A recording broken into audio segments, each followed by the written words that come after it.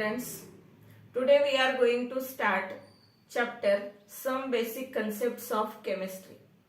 नावाप्रमाणेच ह्या चॅप्टर मध्ये काही बेसिक पण महत्त्वाच्या कन्सेप्ट्स आपण पाहणार आहोत. सुरुवातीला chemistry. What is mean by chemistry?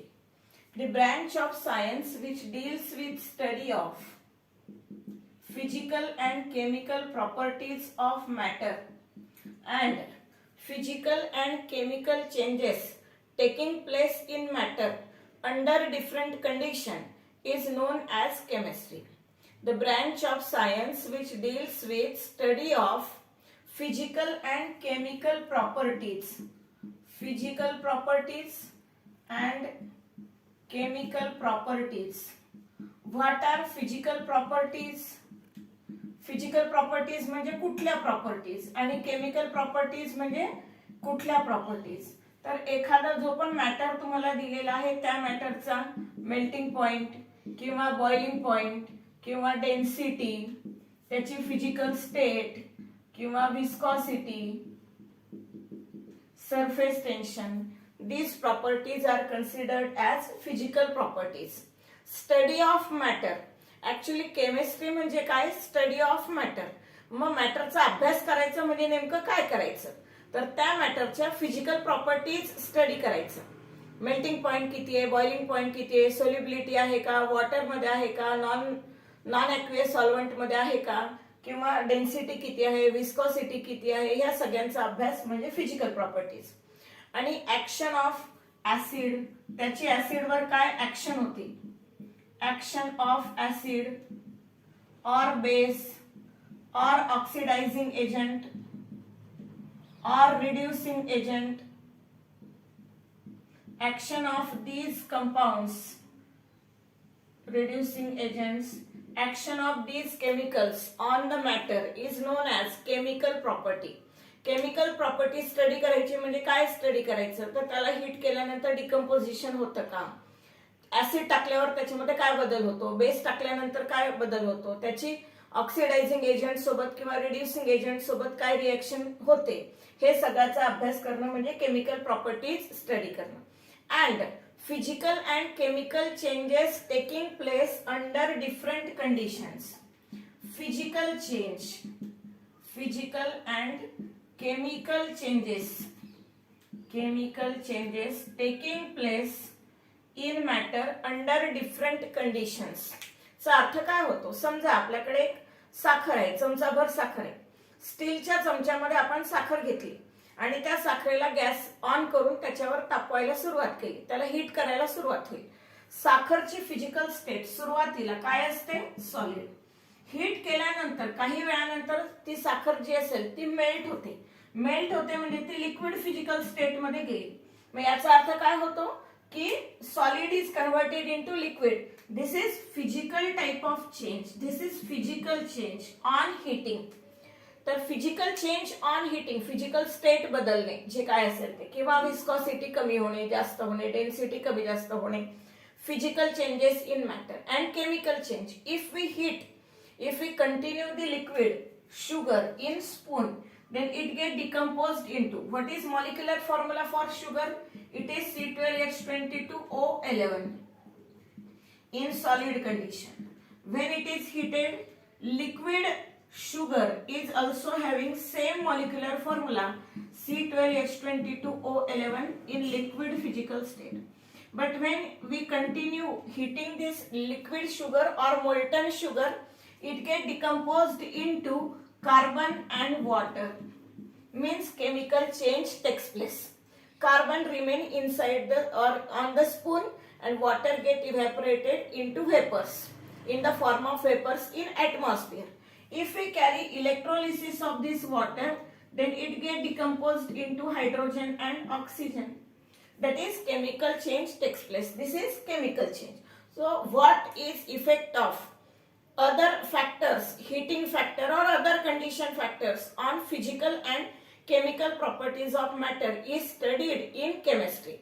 So overall, chemistry, it is the branch of science which deals with study of physical properties, chemical properties, physical changes and chemical changes taking place in taking place in matter under different conditions. So we can write definition of chemistry as the branch of science, chemistry, the branch of science which deals with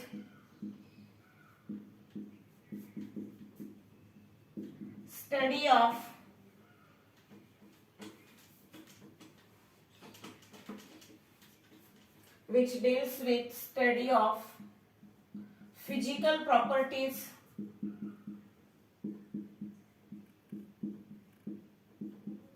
chemical properties,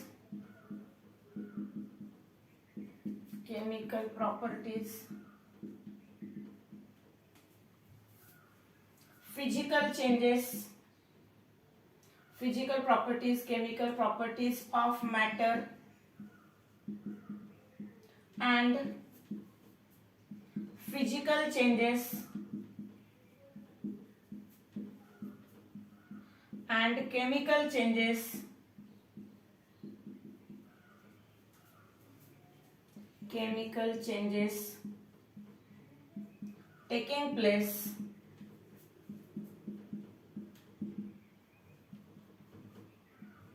in matter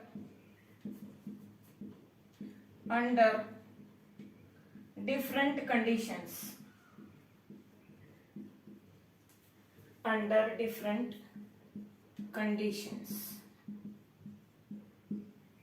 So chemistry is the branch of science which deals with study of physical properties, chemical properties of matter, and physical changes and chemical changes taking place in matter under different conditions is known as chemistry. Basically, there are 5 different branches of chemistry. Different classification of chemistry किंवा there are different branches of chemistry.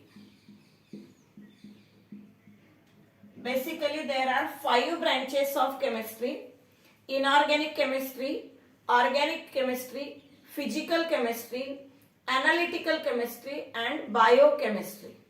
केमिस्ट्रीच्या basically आपण 5 branch consider करतो. त्यापैकी मुख्य branches 3 आहेत. Inorganic chemistry. Inorganic chemistry is also known as chemistry 1. Then second is organic chemistry. It is known as chemistry 2. Organic chemistry. And third branch is physical chemistry. It is known as chemistry 3. Higher education मध्ये जाल तेव्हा तुम्हाला कळेल की C1 चा paper, C2 चा paper, C3 चा paper. C1 चा पेपर म्हणजे इनऑर्गॅनिक केमिस्ट्रीचा पेपर, ऑर्गॅनिक केमिस्ट्री म्हणजे C2 आणि फिजिकल केमिस्ट्री म्हणजे C3. त्याला सोबत एनालिटिकल केमिस्ट्री,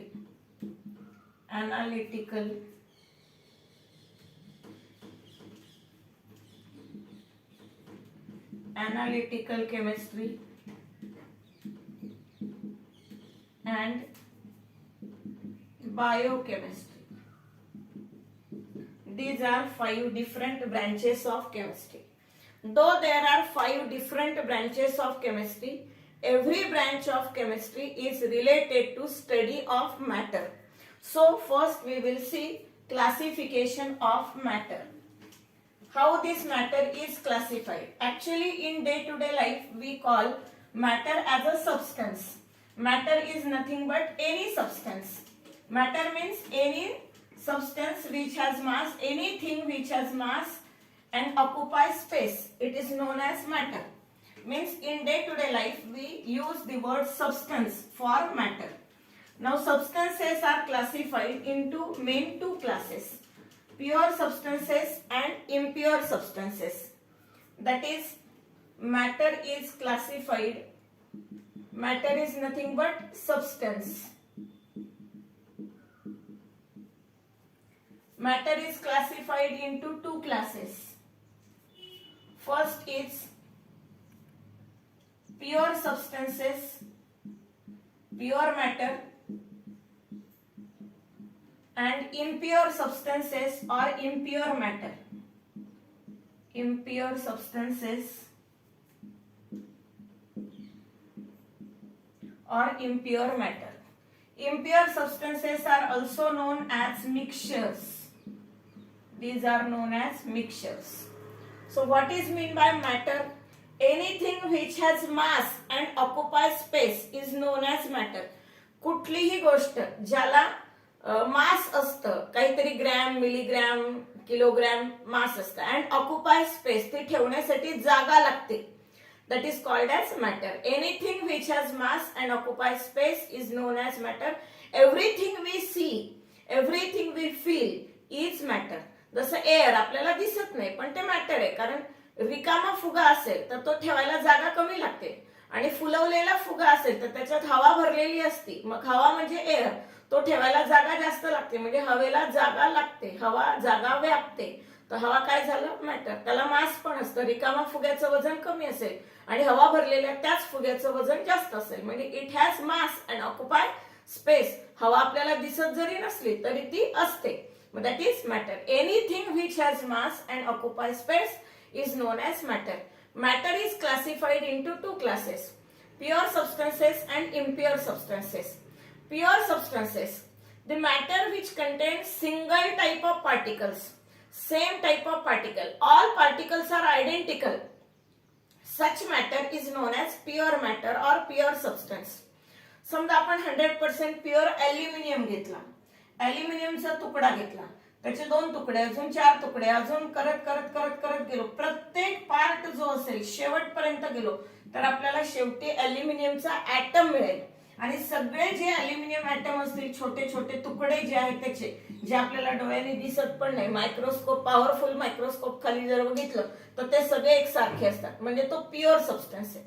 किंवा तुम्हाला म्हटलं की प्युअर वॉटर, मग तुम्ही वॉटर समजा थोडंसं ग्लासभर पाणी घेतलं, त्याचे 2 भाग केले, अजून 2 भाग केले, अजून 2 भाग केले, करत करत तुम्हाला एक शेवटचा पार्टिकल मिळेल आणि त्या पार्टिकल आपण म्हणतो H2O.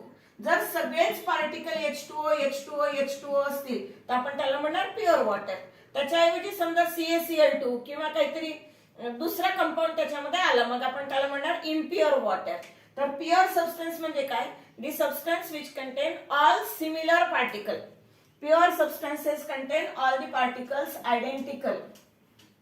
The substance which contain all similar particles are known as pure substances, and the substances which contain two or more than 2 type of different particles are known as impure substances. ज्याच्यामध्ये 2 किंवा त्याच्यापेक्षा जास्त वेगवेगळे particles मिळतील त्याला म्हणतो आपण impure substances. समजा आपण मीठ घेतलं आणि मिठामध्ये थोडंसं पाणी टाकलं तर ते जे मिक्सचर असेल त्या मिक्सचर मध्ये काही पार्टिकल्स NaCl चे असतील आणि काही पार्टिकल H2O चे असतील. मग 2 वेगळ्या वेगळ्या प्रकारचे पार्टिकल आहेत, म्हणजे ते मिक्सचर आहे, ते इम्प्युअर सबस्टन्स आहे किंवा मिक्सचर आहे. तर matter, anything which has mass and occupy space is known as matter. It is classified into 2 classes: pure substances and impure substances. Matter which contain all same type of particles are known as pure substances, and the matter which contain 2 or more different type of particles are known as impure substances or mixtures. These pure substances are further classified into 2 classes: elements and compounds. Elements and compounds. Elements, pure substances which cannot be decomposed into 2 or more different forms, different substances by simple chemical process. Chemical process न करता सगळे particle same असतील तर ते pure substances. मग chemical process करूनही सेमच particle मिळाले तर एलिमेंट्स, आणि सिंपल केमिकल प्रोसेस करून 2 किंवा त्यापेक्षा जास्त पार्टिकल वेगळे वेगळे मिळाले तर कंपाऊंड. जसं आपण आता एक एक्झाम्पल घेतलं होतं ॲल्युमिनियमचं. 100% प्युअर जर ॲल्युमिनियम असेल तर शेवटचा तुकडा तुकडे तुकडे करताना अगदी शेवटचा जो कण असेल तो सुद्धा ॲल्युमिनियमचाच असेल. त्याच्यावर तुम्ही केमिकल रिएक्शन न करता, म्हणजे सिंपल केमिकल प्रोसेस जरी केली तर त्याच्यातनं दुसरं काहीही मिळणार नाही, ॲल्युमिनियमच मिळेल. ठीक आहे. त्याच्यामध्ये केमिकल चेंज होत नाही. शेवटी केमिकल चेंज होऊन एल्युमिनियमच मिळणार, दुसरं काहीही मिळणार नाही. मग त्याला आपण म्हणतो एलिमेंट.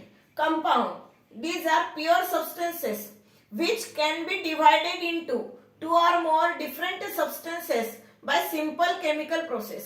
सिंपल केमिकल प्रोसेस जर केली तर कंपाऊंड जे असतात त्यांच्यापासून आपल्याला दोन किंवा त्याच्यापेक्षा जास्त वेगळे वेगळे सबस्टन्सेस मिळू शकतात. जसं आता आपण एक एक्झाम्पल पाहिलं होतं वॉटर. वॉटरचं जर आपण इलेक्ट्रोलिसिस केलं, केमिकल चेंज घडवून आणला, तर एका बाजूला हायड्रोजन आणि एका बाजूला ऑक्सिजन मिळतो. मग हायड्रोजन एक सबस्टन्स आहे, ऑक्सिजन दुसरा सबस्टन्स आहे. दोन वेगळे वेगळे सबस्टन्सेस मिळतात केमिकल चेंज करून, केमिकल प्रोसेस करून. कंपाऊंड पासून आपल्याला दोन किंवा त्याच्यापेक्षा जास्त वेगळे वेगळे एलिमेंट्स मिळतात, त्याला आपण म्हणतो compounds. Compounds have definite composition, they have definite properties. कंपाऊंडला डेफिनेट प्रॉपर्टीज असतात, डेफिनेट कंपोजिशन असतात. Compounds have definite composition. Definite composition म्हणजे किती ग्रॅम हायड्रोजन सोबत किती ग्रॅम ऑक्सिजन कंबाईन व्हायला पाहिजे वॉटरसाठी, हे फिक्स असतं. तुम्ही वॉटरचा सोर्स कुठूनही घ्या, म्हणजे तळ्यातलं पाणी घ्या, विहिरीतलं पाणी घ्या, नळातलं पाणी घ्या, पण ते 100% प्युअर असलं पाहिजे. तर त्याच्यामध्ये हायड्रोजन 2 ग्रॅम असेल तर ऑक्सिजन 16 ग्रॅमच सापडेल. हायड्रोजन 1 ग्रॅम असेल तर ऑक्सिजन 8 ग्रॅमच सापडेल. याला म्हणतो आपण definite composition, fixed composition, definite composition. Compounds have definite composition and therefore they have definite properties. They have definite properties. जसं आपण एक्झाम्पल घेतो आहोत वॉटरचं, कंपाऊंडचं ऍज अ वॉटर. तर वॉटरचा मेल्टिंग पॉइंट ठरलेला आहे किती, 0 डिग्री सेल्सिअस. वॉटरचा बॉइलिंग पॉइंट ठरलेला असतो किती, 100 degree Celsius, 373 Kelvin. Density fixed आहे 1 ग्रॅम पर मिलीलिटर, ती चेंज होत नाही. याचा अर्थ होतो it have definite properties.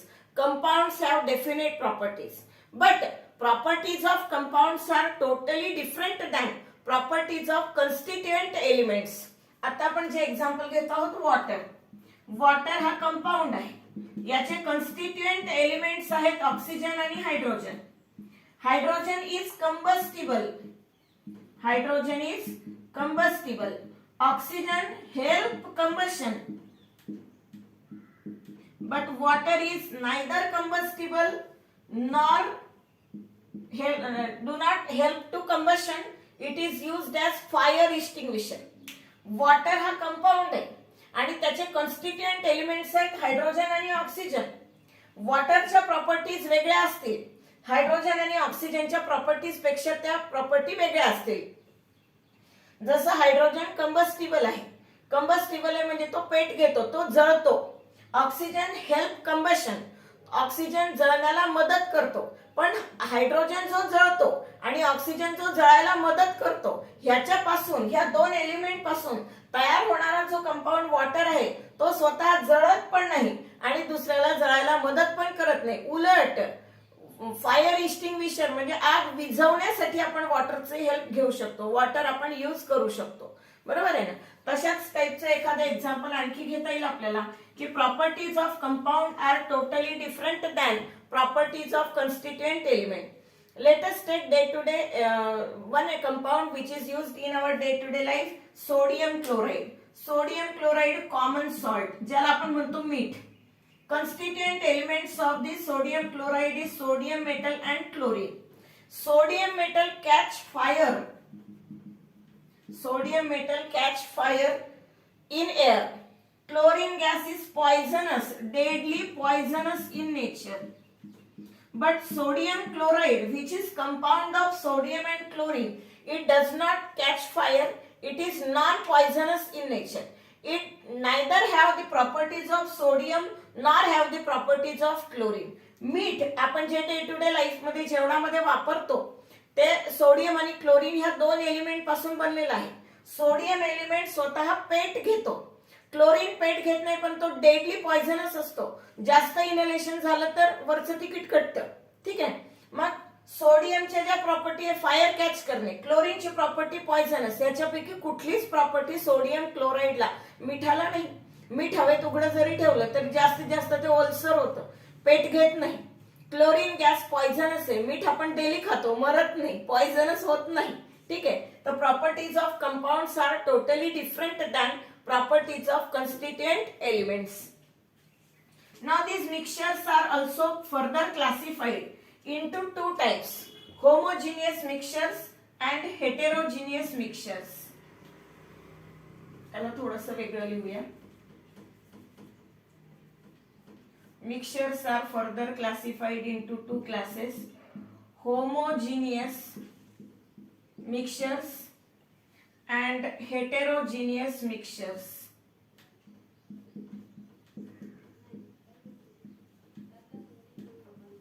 Homogeneous mixtures, the mixtures which are uniform throughout and contain only one phase are known as homogeneous mixtures. Heterogeneous mixtures, the mixtures which are not uniform and contain two or more phases.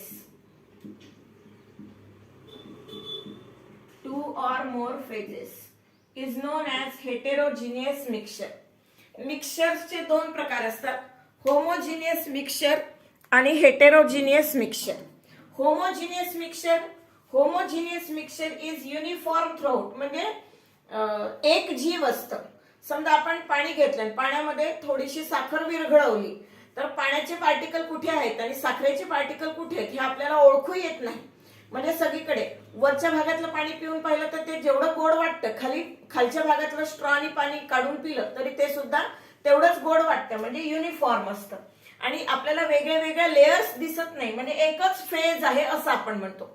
त्याच्याऐवजी समजा आपण पाणी घेतलं, त्याच्यात थोडंसं तेल ओतलं तर तेलाची लेअर वरती दिसते आणि पाण्याची लेअर खाली दिसते, म्हणजे फेज कशी आहे, डिफरंट आहे. ऑइलची डेन्सिटी कमी असेल आणि वॉटरची डेन्सिटी जास्त असेल, मग युनिफॉर्म नाहीये. ऑइलची जी प्रॉपर्टी आहे ती वेगळी असेल, वॉटरची प्रॉपर्टी वेगळी, युनिफॉर्म नाहीये. आणि त्याच्यामध्ये दोन फेजेस, दोन लेअर वेगळ्या वेगळ्या दिसतात, त्याला आपण म्हणतो हेटेरोजिनियस मिक्सचर्स. तर मिक्सचर्सच्या बाबतीत थोडंसं आपल्याला लक्षात ठेवायचं आहे, mixture of two solid is always heterogeneous. Mixture of two gases is always homogeneous. कुठलेही दोन नॉन रिएक्टिंग गॅसेस असतील तर त्यांचं जे मिक्सचर आहे ते नेहमी होमोजिनियसच असेल. मात्र liquid plus liquid may be homogeneous, may be heterogeneous. Liquid, mixture of two liquid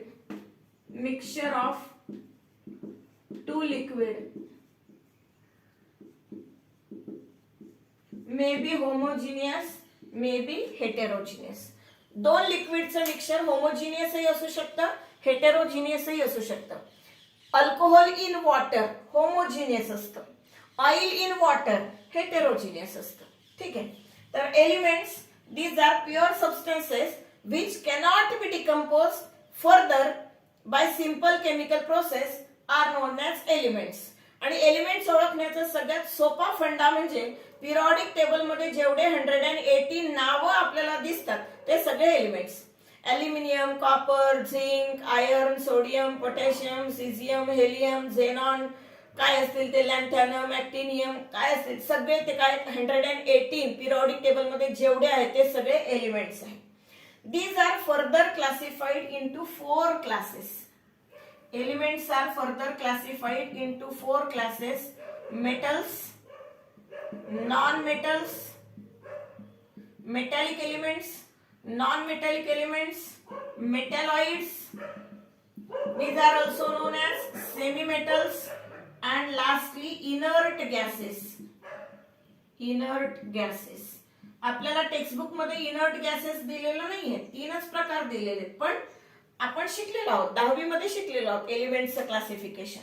The elements which have tendency to donate electron are known as metals.